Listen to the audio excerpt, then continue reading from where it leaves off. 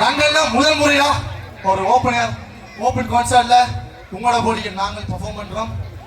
இந்த ஒரு நிகழ்ச்சியா இருந்தாலும் எந்த பெரிய கான்சர்ட்டா இருந்தாலும் உங்களோட போடியை நாங்கள் பெர்ஃபார்ம் பண்ணணும்டா முதலாவது பாட்டு முதலாவது செக்மெண்ட் எங்களோட தமிழை பற்றியும் தாயகத்தை பற்றியும் தான் இருக்குமன்றது எங்கள்ட ஒரு கொள்கை மாதிரி. ஸோ அதால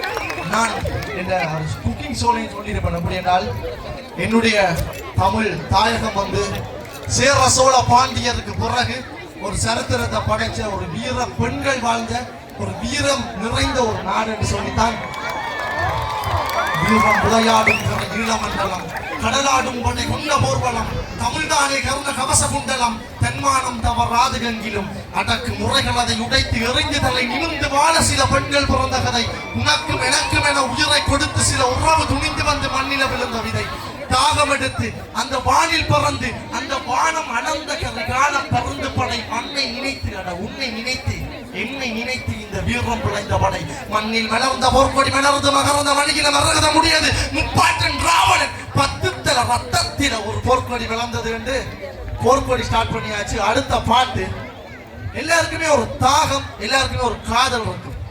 எனக்கு எங்கண்ட தாயகத்திலையும் எங்க நாட்டிலையும் ஒரு காதல் இருக்குது. எனக்கு மட்டுமில்ல புலம்பெயர்ந்து வந்திருக்கவங்க எல்லாருக்குமே ஒரு ஏக்கம் ஒரு தாகம் இருக்குது. அதுதான் தாய்நில தாகம்.